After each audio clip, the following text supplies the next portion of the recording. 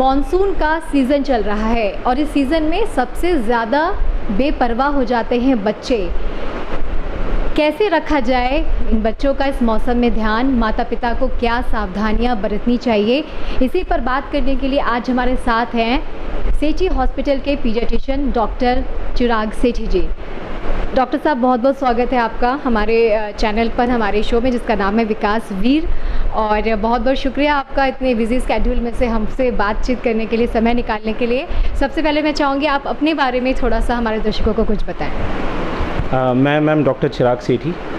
आप लोग सबको नमस्कार, मेरे सारे श्रोतागणों को।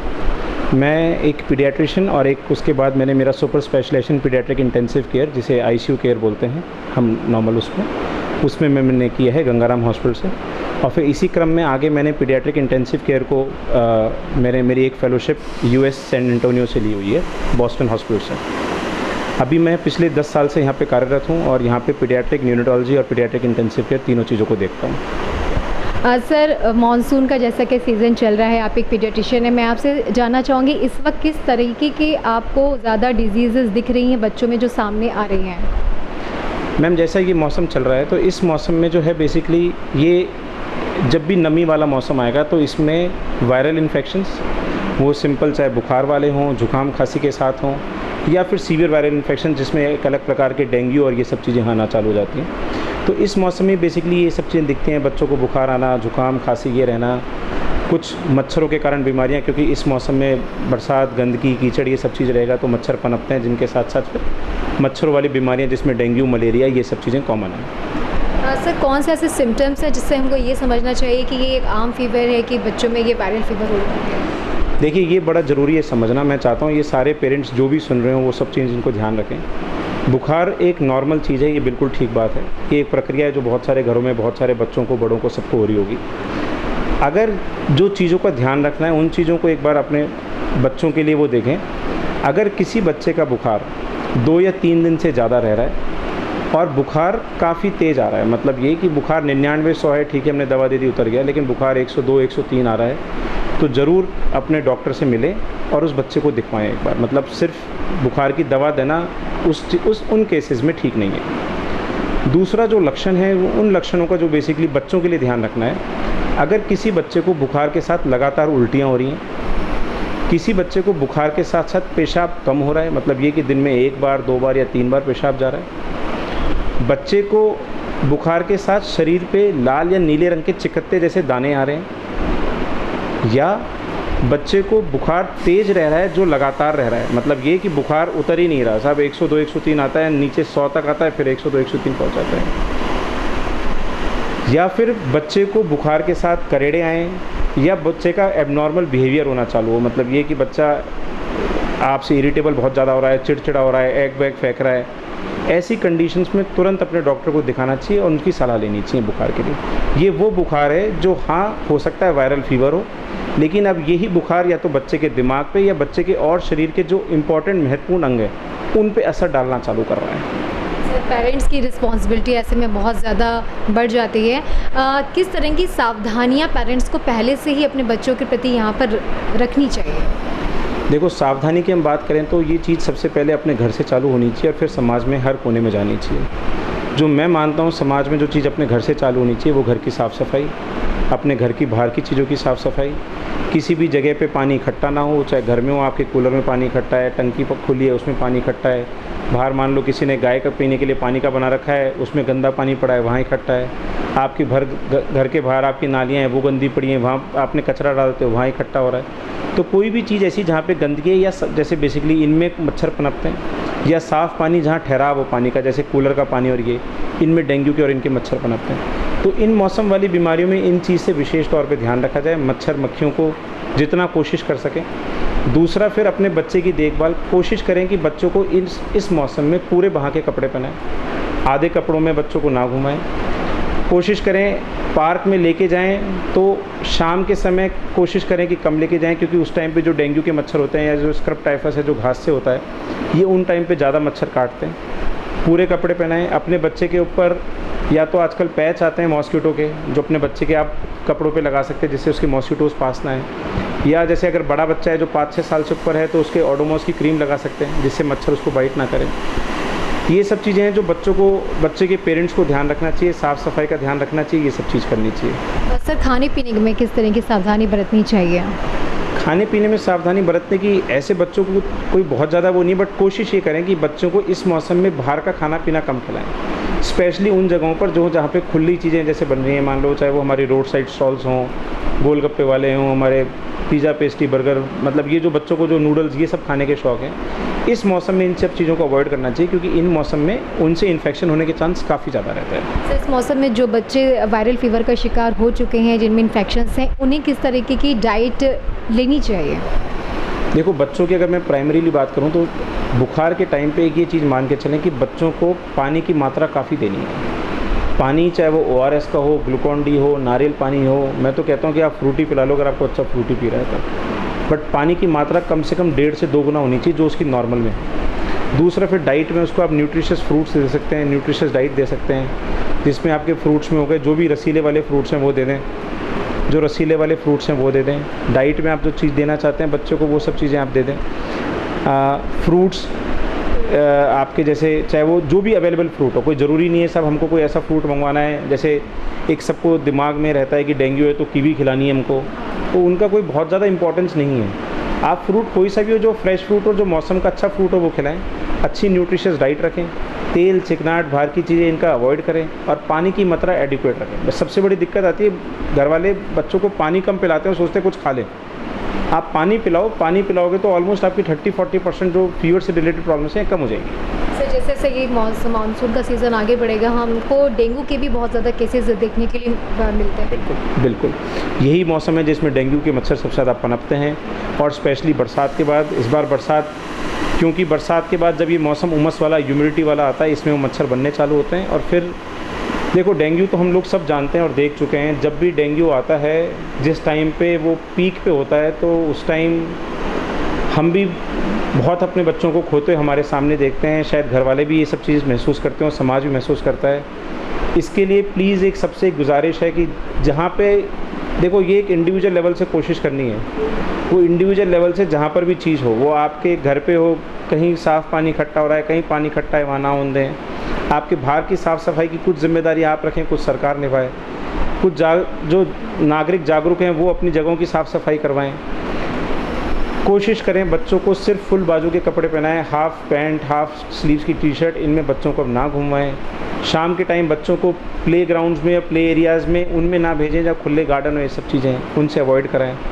ये कोशिशें जो थोड़ी थोड़ी हमारी कोशिश रहेंगी तो शायद हमारे बच्चे मैं इस बीमारी को बहुत भयानक मानता हूँ, क्योंकि जो ठीक है वो ठीक है, बट जो बच्चा या बड़ा जो भी जिसकी हालत बिगड़ती है उसको हम अपने सामने ऐसे चंद घंटों में खोते हुए देखते हैं। तो प्लीज़ इस बीमारी से जितना हो सके उतना अपने बच्चों को बचाने की कोशिश करें। कुछ बेसिक स्टेप्स को फॉलो करें, कुछ अपने घर को, अपनी सराउंडिंग को, अपने एरिया को उनको क्लीन करने की कोशिश करें। सर बच्चा डेंगू की चपेट में आ गया है, इसकी क्या समानता, क्या लक्षण देखने को मिलते हैं कि पेरेंट्स को ये समझ जाना चाहिए कि ये आम एक वायरल फीवर की तरह नहीं है जो 3-4 दिन में ठीक हो जाए? देखो जो बच्चे को डेंगू के फीवर जिसको होगा उसको मान के चलें कि पहले 24-48 घंटे बहुत हाई पीक फीवर आता है। हाई पीक फीवर का मतलब क्या है कि वो फीवर 102-103 को टच कर रहा होता है। अगर बच्चे को 24 घंटे के 48 घंटे के अंदर ये लगातार फीवर ऐसे ही परसिस्ट कर रहा है, दूसरा बच्चे को लगातार उल्टियाँ जैसी हो रही हैं या उल्टी का मन कर रहा है, तीसरा जिसका मैंने पहले ही जिक्र किया था, लाल या नीले चिकत्ते से शरीर पे आते हुए दिख रहे हैं, या एक चौथा हम टेस्ट करने के लिए बोलते हैं घर वालों को कि अपनी 3 अंगुलियाँ लेके बच्चे के किसी जगह पे ऐसे दबाएं और यहाँ पे एक सफ़ेद पंसा बनेगा। अगर ये सफ़ेद पंसा 2-3-4 सेकंड से ज़्यादा रह रहा है तो ये लक्षण वो हैं जिन बच्चों में डेंगू मिलने के चांस काफ़ी ज़्यादा हैं। अगर ऐसे कोई लक्षण आपको आपके बच्चे में लग रहे हैं तो ये समझें कि ये नॉर्मल वायरल फीवर नहीं है, ये डेंगू की तरफ है। डेंगू भी एक वायरल फीवर है, बट डेंगू उस वायरल का एक बहुत भयानक वाली कैटेगरी है जिसके लिए हम ये बात कर रहे हैं। अगर ऐसे लक्षण लगें तो अपने डॉक्टर को तुरंत दिखाएं इन चीज़ों के लिए। कौन से टेस्ट हमें सबसे पहले, ये जब पता चलता है कि ये हमारे बच्चे को डेंगू के सिम्टम्स हैं, तो कौन से टेस्ट आप लोग सबसे पहले करवाते हैं? देखो उसमें कॉमन 2 चीज़ें, एक तो CBC कराते हैं और एक डेंगू का टेस्ट जो डेंगू एलाइजा या जिसको एंटीजन टेस्ट बोलते हैं हम लोग, उसमें NS1 होता है जो सबसे पहले आता है। जो पहले 24 घंटे के अंदर आ जाएगा वो NS1 होगा जो फिर 24-48 से घंटे से अगले 4-5 दिन तक आए वो डेंगू IgM होगा और बाद में डेंगू IgG होता है। तो NS1 और IgM करा लेंगे, 2 चीज़ करा लेंगे तो उसमें आप क्लियर हो जाएंगे कि इसको डेंगू है कि नहीं है। लेकिन ये ध्यान रखें कि ऐसा नहीं कि फ़ीवर अब हुआ है मुझको, मान लो मुझे अभी 102-103 फ़ीवर हो रहा है, ये फर्स्ट एपिसोड है और 4 घंटे बाद जाके मैं डेंगू करा रहा हूँ अपना टेस्ट, तो वो नेगेटिव आएगा। डेंगू NS1 पॉजिटिव आएगा 10 या 12 घंटे से 48 घंटे के बीच में। तो टेस्ट को 24 घंटे फिर रुक के कराएं, जिससे एक उसकी एक लेवल या वैल्यू का क्लियर पता चल पाए। कई बार हम देखते हैं मरीज आता है, वो पहले डेंगू करा के लेके आया, सब बुखार आया था, डेंगू करा लिया, नेगेटिव है, बुखार टूट नहीं रहा। अब हम भी सोचते हैं इसका नेगेटिव है, डेंगू वापस से कराएंगे तो पेशेंट को भी लगेगा वापस करा रहे हैं, बट 2-3 दिन में हम रिपीट कराते हैं, फिर पता चलता है डेंगू पॉजिटिव है। तो टेस्ट की टाइमिंग बड़ी इंपॉर्टेंट है। तो वो जिस टाइम पे हो रहा है उस टाइम पे उसकी सेंसिटिविटी, मतलब ये कि उस टेस्ट के पॉजिटिव आने के चांस कितने हैं, वो उसके टाइम ड्यूरेशन पे डिपेंड करता है। जैसे ही मुझे पता चलता है कि बच्चे में डेंगू है, कि वैसे ही जो प्लेटलेट्स काउंट होता है वो तुरंत ही नीचे की तरफ? नहीं मैम, प्लेटलेट कभी तुरंत गिरना चालू नहीं होगा। प्लेटलेट गिरना अमूमन तीसरे से 5वें दिन होगा। प्लेटलेट जो गिरते हैं वो तीसरे से 5वें दिन गिरते हैं। देखिए डेंगू की एक चीज़ समझें, डेंगू का बुखार पहले 3 दिन कभी किसी को परेशान नहीं करेगा। मतलब परेशान का मतलब ये कि हाँ फीवर तेज़ आएगा, बच्चे को हो सकता है थोड़ी वॉमिट या ये सब चीज़ें हों, बट बच्चे को वो कभी इस तरीके से नहीं करेगा कि प्लेटलेट कम हो रहे हैं कि और डेंगू के कॉम्प्लिकेशन वाले साइन, वो सब आते हैं तीसरे से 5वें दिन। तो डेंगू में जो प्लेटलेट कम आना चालू होंगे वो अमूमन अगर हम मान के चलें 100 में से हम 70-80% बच्चों की बात करें तो वो तीसरे से 5वें दिन के बीच में होना चालू होंगे। सर रिकवर होने में बच्चों को कितना टाइम लग जाता है? देखो ये डिपेंड करता है, बट हम एक मान के चलते हैं कि मोटा 3 से 7 दिन है। कुछ बच्चे तीसरे चौथे दिन रिकवर हो जाते हैं, कुछ बच्चों को 5 से 7 दिन लग जाते हैं रिकवर होने में। ये मैक्सिमम बच्चे, मतलब मान के चलें 100 में से अगर 80% बच्चे होंगे तो तीसरे से 7वें दिन के बीच में रिकवर हो जाएंगे। कुछ बच्चे होते हैं जो सिक होते हैं या शुरू में सिक हो जाते हैं, उनको थोड़ा टाइम ज़्यादा लगता है, बट अमूमन ज़्यादातर डेंगू के बच्चे 3 से 7 दिन के बीच में रिकवर हो जाते हैं। सर इस मौसम में जो अभी एकदम न्यू बॉर्न बेबी हैं, कुछ दिन के हैं बेबीज़, उनका ख्याल कैसे रखना चाहिए? देखो उनका ख्याल रखने के लिए बेसिकली क्या है कि ये मौसम में बच्चों को डिहाइड्रेशन ज़्यादा रहता है। तो डिहाइड्रेशन का कारण क्या है कि बेसिकली कई बार मदर्स पूरा फीड नहीं करा पा रही, मौसम ऐसा है, शुष्क मौसम है, तो बच्चे से इवेपोरेटिव लॉसेस ज़्यादा है, मतलब बच्चे से खुद से पानी काफ़ी ज़्यादा लॉस हो रहा है। तो फीड अच्छे से कराएं, क्योंकि इस मौसम में जो बच्चों को दिक्कत आती है, एक तो जॉन्डिस बहुत रहता है बच्चों को, जॉन्डिस हर न्यूबॉर्न को होगा, लेकिन इस मौसम में क्या है डिहाइड्रेशन वाला एक कंपोनेंट और जुड़ जाता है, मतलब शरीर में पानी की जो कमी हो रही है या दूध की जो कमी हो रही है उसके कारण, तो जॉन्डिस बच्चों को रहता है, जॉन्डिस थोड़ा परसिस्ट करता है। दूसरा क्योंकि ये मौसम है, इस मौसम में वायरल इन्फेक्शंस जैसे बड़ों में बच्चों में कॉमन है या बड़ों में कॉमन है, ऐसे बच्चों में भी कॉमन है। तो घर में जैसे मान के चलो किसी एक बच्चे को या बड़े को हुआ, उधर एक छोटा नवजात भी है, उसको जुकाम खांसी हो रही है, वो उसके साथ साथ ही है, तो उसने वायरल उसको भी ट्रांसमिट कर दिया। छोटे बच्चों के साथ दिक्कत क्या है कि उनका वायरल फीवर जिसको आपको और मैं नॉर्मल है और आपकी और मेरी नॉर्मल जुकाम है, वो बच्चों के लिए निमोनिया बना रही है। तो वो थोड़ा एहतियात बरतनी पड़ती है हमको कि हम ये मान के चलें कि अगर छोटा बच्चा घर में है 1 महीने से कम, और अगर घर में हम जैसे हम बोलते हैं जनरली किसी भी आदमी को अगर जुकाम खांसी बुखार हो रहा है तो कोशिश करें वो उस बच्चे और उस माँ से ना मिलें। फिर भी अगर कोई मिलना बहुत ज़्यादा ज़रूरी है तो कोशिश करें कि मास्क पहन के जाएँ, बिना मास्क के वहाँ पर ना जाएँ। तो ऐसे में अगर किसी बच्चे को निमोनिया या जॉइंटिस है तो क्या मदर्स उनको ब्रेस्ट फीड करवा सकते हैं? ब्रेस्ट फीड बिल्कुल करा सकते हैं, ब्रेस्ट फीड कराने में कोई दिक्कत नहीं है। बहुत कम ऐसी बीमारियां होती हैं जिनमें हम ब्रेस्ट फीडिंग रोकते हैं। तो ब्रेस्ट फीडिंग तो जब तक बच्चा ले सकता है और मदर दे रही है तो उसको हम, अगर मैं मेरी एक भाषा में बोलूँ तो वो that is the gold standard treatment for everything for newborn. मतलब उससे तो बच्चे को वंचित रखना ही नहीं है जब तक कि कोई ऐसी कंडीशन ना हो जब तक डॉक्टर मना कर रहा है। तो स्तनपान तो ज़रूर कराना है, चाहे निमोनिया हो चाहे जॉन्डिस हो, इनमें कोई दिक्कत नहीं है। हाँ कई बार दिक्कत ये हो सकती है कि जो निमोनिया वाले बच्चे को माँ का दूध पीने में तकलीफ़ रहती है क्योंकि दूध को खींच नहीं पाता है, तो हम उसमें बोलते हैं कि माँ को बोलते हैं कि आप दूध अपना कटोरी में निकालें और कटोरी चम्मच से बच्चे को फीड कराएं। लेकिन फीड जितना हो सकता है उतना ब्रेस्ट फीड या ब्रेस्ट मिल्क ये देना ज़रूरी है बच्चे को। डॉक्टर साहब ऐसे मौसम में वो न्यूबॉर्न बेबीज़ के लिए वो कौन सी क्रिटिकल कंडीशंस होती हैं जिसमें घर में ना रह करके तुरंत ही आपको मतलब माता पिता को अपने न्यूबॉर्न बेबी को डॉक्टर के पास? देखो बच्चे में मोटे तौर पे मानते हैं बच्चा सुस्त है अगर बहुत ज़्यादा, मतलब उसकी एक्टिविटी नहीं है, तो आप उसको तुरंत हॉस्पिटल दिखाएं। बच्चे को करेड़े आ रहे हैं या बच्चे की एबनॉर्मल एक्टिविटी, मतलब हाथ पैर एबनॉर्मल फेंक रहा है, कुछ करेड़े जैसे एपिसोड्स हो रहे हैं, तो उसको बच्चे को तुरंत दिखाएं। बच्चा आपको लग रहा है बहुत पीलापन है या बच्चा दूध नहीं ले रहा, तुरंत डॉक्टर से मिलें। आपको लग रहा है बच्चा पेशाब बिल्कुल नहीं जा रहा, तुरंत डॉक्टर को दिखाएं। शरीर में रंग में कोई भी बदलाव, रंग में बदलाव हम जैसे बोलते हैं, नॉर्मल बच्चे का रंग एक पिंक होना चाहिए, मतलब गुलाबी रंग का बच्चा होता है जिसकी हम चाहे हथेली देखें चाहे हम उसका चेहरा देखें, अगर इस पर कहीं पे भी नीलापन आ रहा है या शरीर बच्चे का सफ़ेद लग रहा है ज़रूरत से ज़्यादा, ऐसी ये 2 कंडीशन हैं जिन पे हमको बच्चे को तुरंत उसके डॉक्टर को मिलना चाहिए, दिखाना चाहिए। सर न्यूबॉर्न बेबीज़ में जो टेस्ट होते हैं जॉइंटिस या पीलिया के, वो करीबन टेस्ट सेम होते हैं जो बड़े बच्चों के लिए होते हैं, कुछ अलग होते हैं? देखो ये डिफरेंस है, बच्चे का पीलिया बिल्कुल डिफरेंट है जो बड़े को पीलिया हो रहा है। तो बच्चे के पीलिए में मतलब वो ऐसा मान के चलो बाय डिफ़ॉल्ट हर बच्चे को होना है, लेकिन किसी को उसके लिए ट्रीटमेंट की ज़रूरत है कि नहीं, ये डिफरेंस है।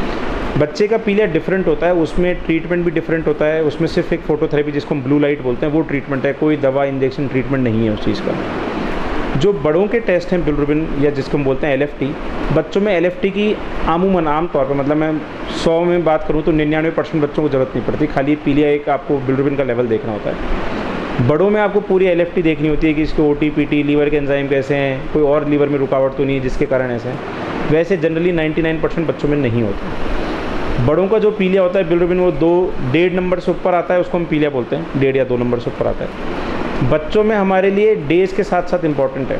जैसे मान के चलो कोई बच्चे को 24 घंटे के अंदर ही पीलिया आ रहा है, तो अगर 10 नंबर से ऊपर है तो वो हमारे लिए इंपॉर्टेंट है, उसको हमको फोटोथेरेपी देनी चाहिए। यही बच्चा 5 दिन का है और उसका 10 बिलिरुबिन है, हमारे लिए कुछ भी इंपॉर्टेंट नहीं है। तो बच्चे के लिए इंपॉर्टेंट है कि कितने आवर्स ऑफ लाइफ पर, आवर्स ऑफ लाइफ का मतलब ये हुआ कि जिस दिन बच्चा पैदा हुआ और जो आज का समय, इसके बीच में कितने घंटे हो चुके बच्चे को, कि 48 घंटे हो गए, 72 घंटे हो गए, 100 घंटे हो गए, उस घंटे पे पीलिया का लेवल क्या है, उसके हिसाब से चीज़ें डिसाइडेड है हमको इसको फोटोथेरेपी में रखना है कि नहीं रखना। तो मोटे तौर पे जैसे मैं एक एग्जांपल देता हूँ, मान के चलो मेरे पास एक 3 किलो का बच्चा आया और आज घर वालों ने सोचा कि साहब ये हमको बहुत पीला लग रहा है, आज इसका 5वां 6वां दिन था, वैसे दूध अच्छे से पी रहा है, उनको लगा पीलिया है, उन्होंने पीलिया का टेस्ट कराया, पीलिया 12 नंबर पर आया।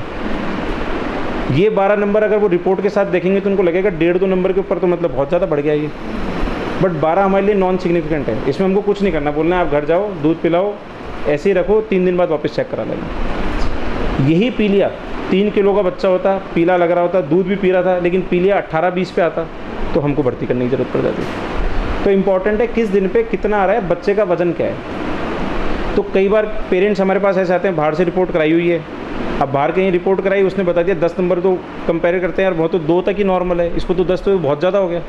तो भर्ती के लिए आता है तो उनको समझाना यही पड़ता है कि ये भर्ती की ज़रूरत नहीं है इस चीज़ में। तो ये पीलिया इसलिए डिफरेंट है जो बड़ों का पीलिया है, इस चीज़ को समझें। सर आपके इस हॉस्पिटल में और कौन कौन से ऐसी आधुनिक सुविधाएं हैं जो बच्चों को मैम हम पीडियाट्रिक केयर में ऑलमोस्ट मतलब अगर हम बात करें तो जैसे न्यूनेटोलॉजी जो नवजात इकाई है हमारी, वो राजस्थान की प्राइवेट सेक्टर में वन ऑफ द लार्जेस्ट है, और ऑलमोस्ट मतलब मैं ये तो नहीं कहता सारी, लेकिन ऑलमोस्ट सारी अत्याधुनिक सुविधाएं सब हमारे पास उपलब्ध हैं। हमारे पास 25 बेड की NICU है, 12 वेंटिलेटर्स हैं, उसमें हाई फ्रिक्वेंसी वेंटिलेटर्स हैं जो कि मतलब मेरे ख्याल से शायद प्रदेश में बहुत कम अस्पतालों में होंगे, जो हमारे पास 4 हैं। तो ऑलमोस्ट सारी चीज़ें हैं यहाँ पे जो हम लोग कर रहे हैं। हाँ कुछ बहुत, मैं ये नहीं कहता कि सारी चीज़ें, हाँ कुछ बहुत चीज़ें ऐसी हैं जो यहाँ पे नहीं हो रही, बट डेफिनेटली जो मेजर जो चीज़ें हैं वो सारी की सारी हम कर रहे हैं। ऐसे ही हमारा जो PICU जो बच्चों का क्रिटिकल केयर यूनिट होता है, जो बड़े बच्चों का होता है, वो भी हमारे पास वन ऑफ द लार्जेस्ट है डिस्ट्रिक्ट में भी, और वो 10 बेड का PICU है जिसमें हमारे पास 6 वेंटिलेटर्स हैं, सारे पे मल्टीपैरा मॉनिटर्स है, सब चीज़ें हैं, उसमें हम काफ़ी सारा काम कर रहे हैं। ऑलमोस्ट सारी सुपर स्पेशलिटी ब्रांचेस जो पीडियाट्रिक की हैं, वो चाहे न्यूरोलॉजी हो चाहे गैस्ट्रोएंटरोलॉजी हो, वो सारे यहाँ पे हमारे पास विजिटिंग कंसल्टेंट्स हैं जो महीने में 1 बार या 2 बार आते हैं। बच्चों की एंडोस्कोपी होना, बच्चों के दिमाग की EEG होना, बच्चों की बायोप्सीज़ होना, जो और रिलेटेड जो और चीज़ें हैं, बच्चों की इकोकार्डियोग्राफी होना, दिल की जाँच होना, ये सब चीज़ें हमारे पास हॉस्पिटल में होती हैं। तो मतलब मैं ये नहीं कहना चाहता कि इट्स ऑलमोस्ट बिल्कुल fully complete centre, but yes it is one of the complete centres what we are having in our district and other nearby districts. और हमारे ज़िले में और आसपास के ज़िलों में हम इस चीज़ के लिए अग्रसर हैं और कोशिश कर रहे हैं कि और से और ज़्यादा हम बच्चों की सर्विसेज को बढ़ाने में हम करें, जिससे कि शहर के बच्चों को या आसपास के जो ज़िले हैं या इलाके जहाँ के बच्चों को इनको जयपुर या दिल्ली जाने के चांसेस या ले जाने की ज़रूरत थोड़ा कम पड़े। सर एक पीडियाट्रिशियन के तौर पर आप अपने इस काम को कितना चैलेंजिंग मानते हैं? देखो चैलेंजिंग मैम ये इसलिए बहुत ज़्यादा है क्योंकि बच्चों की मतलब जो हम जब पेरेंट्स को देखते हैं तो वो वाकई में ही जो मुझे ऐसा लगता है शायद जो हम पहले 20 साल पहले पेरेंट्स होते थे और जो आज के पेरेंट्स हैं वो बहुत डिफरेंट सिनेरियो हो चुका है। हर बच्चे के लिए घर वाले भी उतनी कोशिश कर रहे होते हैं, जिद्दजहद कर रहे होते हैं और हम लोग भी उतनी कोशिश कर रहे होते हैं। कोशिश ये करते हैं कि हम उनकी उम्मीदों पे खरे उतर पाएँ, लेकिन फिर भी एक डॉक्टर, एक आदमी और एक भगवान, इन जगहों में तीनों में बहुत गैप है। कोशिश करते हैं हम कि हर काम को ठीक कर पाएँ, सबके बच्चों को जितनी हम कर सकते हैं कोशिश ठीक कर सकें, बट फिर भी एक ऊपर वाला है जो सब चीज़ों को देख रहा है, कर रहा है, जिसके आगे ना हम जीत सके ना कोई जीत सका। चैलेंजिंग इसलिए भी ज़्यादा है मैम क्योंकि हमारे पास यहाँ पे भी कुछ सर्विसेज ऐसी हैं जो रिस्ट्रिक्टेड हैं। मतलब जैसे अगर मैं मान के चलूँ आज मैं कोई चीज़ कराना चाह रहा हूँ सपोज़, तो जैसे पीडियाट्रिक की कोई और सुपर स्पेशलिटी है, मान लो मुझे किसी बच्चे का डायलिसिस करना है, बट चैलेंजिंग इसलिए हो जाता है कि यहाँ पे पीडियाट्रिक कोई नेफ्रोलॉजिस्ट नहीं है जो उसको डायलिसिस कर सके। उस चीज़ के लिए हमको उसको कहना पड़ता है भी आप इसको जयपुर लेके जाओ, दिल्ली लेके जाओ। तो जो कुछ सर्विसेज ऐसी हैं जो यहाँ पे भी पीडियाट्रिक में रिस्ट्रिक्टेड है। मतलब एडल्ट साइड में तो काफ़ी सारी सर्विसेज अलवर में आ गई हैं, पीडियाट्रिक साइड में क्या है कि पीडियाट्रिक की सुपर स्पेशलिटी वाली जो सर्विसेज है वो थोड़ी रिस्ट्रिक्टेड है। कोशिश है, उम्मीद है शायद आने वाले समय में वो भी चीज़ें जैसे हमारे और एल्डर कलीग्स हैं जो फिजिशियंस हैं वो पूरी कर पा रहे हैं, शायद हम भी बच्चों के लिए वो सब चीज़ें कर पाएँ। सर आपका फैमिली बैकग्राउंड भी सर क्या डॉक्टर पेशे से ही रहा है? पीडियाट्रिशियन ही मुझे बनना है, ये विचार कहाँ से आया? मैम मेरे फादर भी पीडियाट्रिशियन हैं और वो प्रैक्टिसिंग पीडियाट्रिशियन है ऑलमोस्ट फ्रॉम 30 ईयर्स नाउ। ये सब उन्हीं का इस्टेब्लिश किया हुआ है अलवर में। तो वो बेसिकली जब शुरू से पापा को देखते थे तो एक मन में रहता था कि ये तो तय था कि डॉक्टर बनना है, क्योंकि उनको देखते थे, देखते देखते बड़े हुए हैं, चीज़ें वहीं रही हैं, तो ये तो मन में तय था कि डॉक्टर बनना है। पीडियाट्रिशियन का बनने का मैम मेरा बेसिकली क्रेज़ जब मैं फाइनल ईयर MBBS में था, जब मुझे लगा, क्योंकि हमारी पीडियाट्रिक में पोस्टिंग काफ़ी हो रही थी उस टाइम पर, तो जाते थे तो पीडियाट्रिक को लगता था कि यार इनको शायद मैं इनके साथ साथ ज़्यादा अच्छे जुड़ पा रहा हूँ या इनको मैं ज़्यादा अच्छे समझ पा रहा हूँ, तो एक उस तरफ इंक्लिनेशन हो गया। फिर प्री PG और एग्ज़ाम्स में किस्मत ने साथ दिया, पीडियाट्रिक्स मिल गई, क्योंकि पीडियाट्रिक्स बेसिकली बहुत हाई रैंक वाली ब्रांच है। तो मतलब जो बहुत टॉप रैंक में जो बच्चे आते हैं उनको पीडियाट्रिक्स मिलती है जब हम रैंक के हिसाब से चलते हैं। तो किस्मत से नंबर ठीक आ गया, रैंक ठीक मिल गई, तो पीडियाट्रिक्स ब्रांच मिल गई। फिर पीडियाट्रिक्स जब मैं परस्यू कर रहा था तो मुझे लगा कि मुझे जनरल पीडियाट्रिक्स इतनी नहीं करनी, क्योंकि मुझे जनरल पीडियाट्रिक्स ऐसा लगता था वो सब लोग कर रहे हैं। हमें जो कमी थी वो पीडियाट्रिक, मुझे लगता था कि PICU पहले कहीं नहीं होते थे। मतलब जैसे हम मेडिकल कॉलेज में थे महात्मा गांधी में जब हमने किया था, तो वहाँ भी कोई पीडियाट्रिक का कोई ICU नहीं था। एडल्ट वाले बच्चों में 2 बेड हमको दे के रखते थे कि आपके कोई बच्चे हैं तो आप इसमें रख लीजिए। ना कोई ज़्यादा केयर करता था, ना ज़्यादा स्टाफ हमारे लिए रिस्पॉन्सिबल होता था। तो मुझे लगता था कि ये केयर है जहाँ पर बहुत लैकिंग है, मतलब स्टेट बेच राजस्थान बहुत लैकिंग है। तो फिर मैंने बनाया कि मेरी PG हो जाए, तो उसके बाद मैंने फेलोशिप की तैयारी की। फिर मैंने गंगाराम से, क्योंकि गंगाराम का नॉर्थ इंडिया में one of the best paediatric critical care centre है, तो मैंने वहाँ से फिर मेरी PICU की फेलोशिप की। वहाँ पे मैं 1.5 साल रहा। तो उसके बाद मैं US भी यही चीज़ करने गया 3 महीने के लिए। तो जब मैं राजस्थान में आया था 2014 में, तो हम लोग यहाँ पे सिर्फ 3 सर्टिफाइड पीडियाट्रिक इंटेंसिविस्ट थे पूरे राजस्थान में जो सर्टिफाइड थे। एक मैं था, एक डॉक्टर सुनील थे जयपुर में, एक डॉक्टर रवि थे वो भी जयपुर में।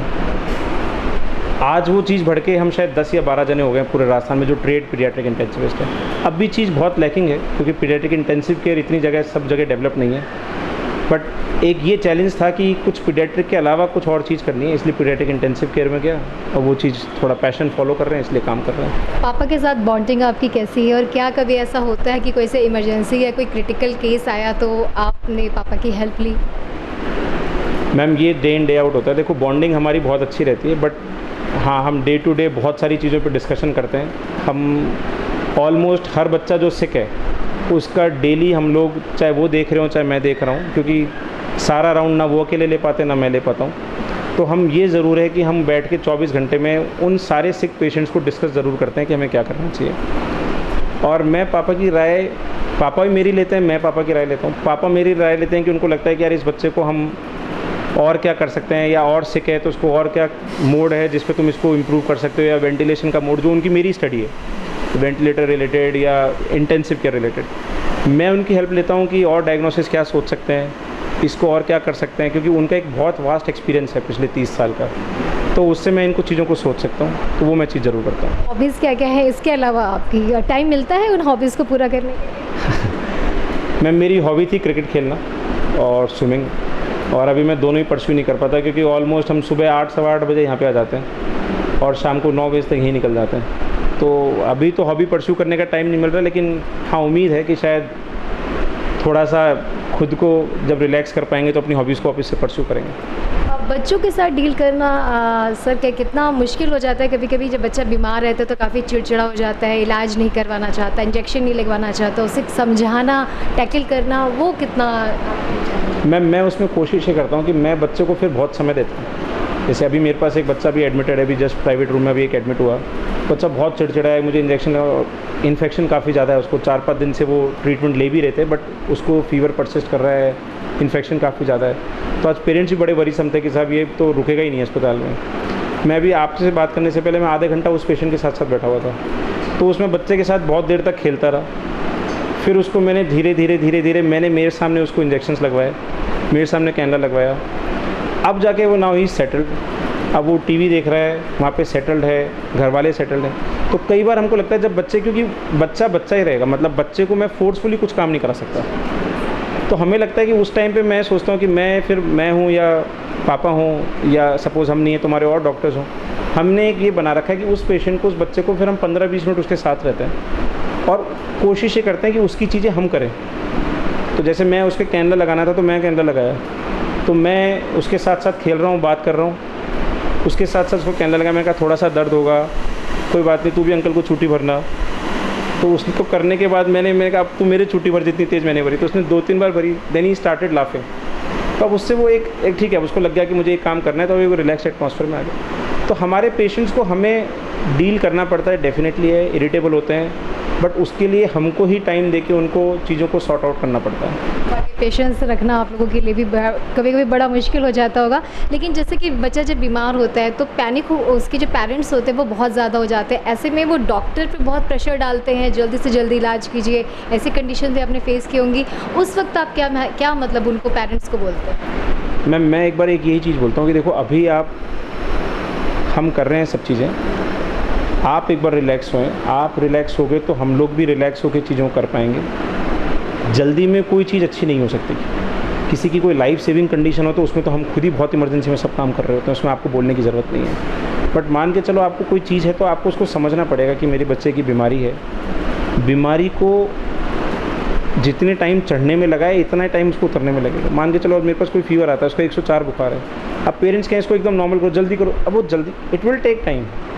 तो उसमें हमको पेरेंट्स को काउंसिल करना पड़ता। जल्दी हम एक टाइम दवा स्टार्ट कर दिए हैं, हाँ डेफिनेटली हम स्पॉन्जिंग करा रहे हैं, बट एक वो टाइम लगेगा, उस टाइम तक आपको थोड़ा सा पेशेंस रखना पड़ेगा। किसी भी टाइम हमको ऐसा लगेगा, क्योंकि पेशेंट मतलब जो भी पेशेंट है, ये सिचुएशन बड़ी डायनेमिक है। हो सकता है मुझे अभी लग रहा हो वो ठीक है, 4 घंटे बाद मुझे वो सिक लग रहा हो सकता है और 4 घंटे बाद मैं कह दूँ जी आपको आईसीयू शिफ्ट होने की ज़रूरत है। तो पेशेंट की कंडीशन बड़ी डायनेमिक होती है, तो हम भी पेरेंट्स को ही समझाते हैं। मैंने कहा जी ये डायनेमिक कंडीशन है, अभी जिस हिसाब से जितनी केयर की ज़रूरत है वो सब काम कर रहे हैं, if you will need more तो हम इसको वैसा डिलीवर करेंगे चीज़ों को, बट आपको एक पेशेंस रखना पड़ेगा।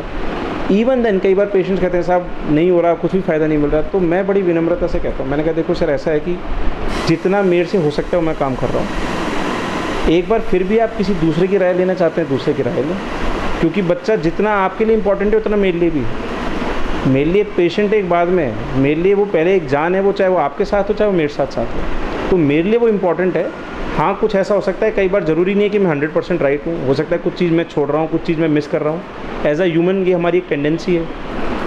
हो सकता है मैं कोई चीज़ उसकी समझ ही नहीं पा रहा हूँ, शायद वो जो चीज़ कर रहा है, तो आप एक बार दूसरे जने की राय लें, एक बार दूसरा जना और जो कहता है तो आप उसके लिए फ्री हैं। तो मैं तो कोशिश करता हूँ कि अगर पेशेंट ऐसा है तो मैं चाहता हूँ कि एक बार आप दूसरी राय और लें, जिससे कि शायद मैं ये नहीं कह रहा कि वो गलत है, शायद हो सकता है हम ही गलत हैं, बट जो बच्चा है वो तो ठीक रहे, तो वो ज़्यादा इम्पोर्टेंट है। सर लास्ट में आप सर हमारे एयरटेल चैनल के ज़रिए पेरेंट्स से कुछ कोई मैसेज देना चाहेंगे इस सीज़न में जो भी चीज़ें चल रही हैं? मैं आप लोगों के ज़रिए यही कहना चाहूँगा, ये मौसम बच्चों के लिए ठीक नहीं रहता। कोशिश करके अपने बच्चों को अच्छा पोषण, बाहर की चीज़ों के लिए इस टाइम पे बंद, पूरे कपड़े पहनाना, अपने घर की और आसपास की सफाई रखना, स्पेशली पानी भरी वाली चीज़ों से। अगर बच्चा आपका बीमार होता है और आप पास संसाधन नहीं है, आप किसी दूर दराज के इलाके में हो या संसाधन नहीं है, बिल्कुल आप बुखार की दवा लें या जो आपके प्राथमिक उपचार है वो कराएं। लेकिन अगर आपको लगता है कि बच्चा आपका ठीक नहीं लग रहा आपको, तो आप अपने एक किसी भी डॉक्टर को जिसको आप दिखाना चाहते हो, वो चाहे शहर आके दिखाएं या आपके जहाँ तहसील में हो, गांव में हो, जहाँ दिखाएं, बट एक डॉक्टर को नियमित दिखाएं। सिर्फ दवा लेना, हम बहुत सारे पेशेंट देखते हैं, बोतल लगवा ली थी, ये लगवा ली थी, ये सब काम ना करें। मतलब आज से 20 साल पहले करते थे वहाँ ठीक है, बट अब आज कम से कम जब मेडिकल फील्ड इतना डेवलप हो गया तो ये सब काम ना करें। आप अपने बच्चों का ध्यान रखें, पोषण का ध्यान रखें, साफ़ सफाई का ध्यान रखें, उनकी बीमारियों को पहचानें, जल्दी उन पर एक्शन लेने की कोशिश करें। यही सब चीज़ें हैं, क्योंकि हम इस मौसम में 5वें दिन आ रहा है, हम बहुत देखते हैं। मतलब आप देखना 10 दिन बाद हम रोज़ सुबह शाम तक ये करते रहेंगे, वो 5वें दिन आ रहा था, 6ठे दिन आ रहा था, कुछ है नहीं, हम भी कुछ करने की उसमें नहीं रहते। किसी के बड़े बड़े बच्चे हमारे सामने जाते हुए दिखते हैं तो बहुत दुख होता है, शायद वो बच सकता था जिसको हम खो रहे हैं। तो एक जान भी बच जाए तो भी बहुत है हमारे लिए। तो वो कोशिश है, वो परिवार को कोशिश करनी पड़ेगी। डॉक्टर तो एक खाली जब आप पहुँच रहे हो उस तक है, बट सारी मेहनत, जो सब कुछ कोशिश है वो आपकी है, जो आप लोग कर रहे हो। तो अपने बच्चों का बहुत ध्यान रखें इस मौसम में। तो ये थे हमारे साथ डॉक्टर चिराग सेठी जी, जिनका कहना है कि इस मौसम में सभी पेरेंट्स के लिए एक मैसेज है कि उन्हें अपने बच्चों का खास ख्याल रखना चाहिए, क्योंकि ये मौसम ही ऐसा है जिसमें सिर्फ और सिर्फ सावधानी ही बच्चों का सबसे बड़ा बचाव है। मेरे सहयोगी नंदा के साथ मैं साची गुप्ता, ATL न्यूज़।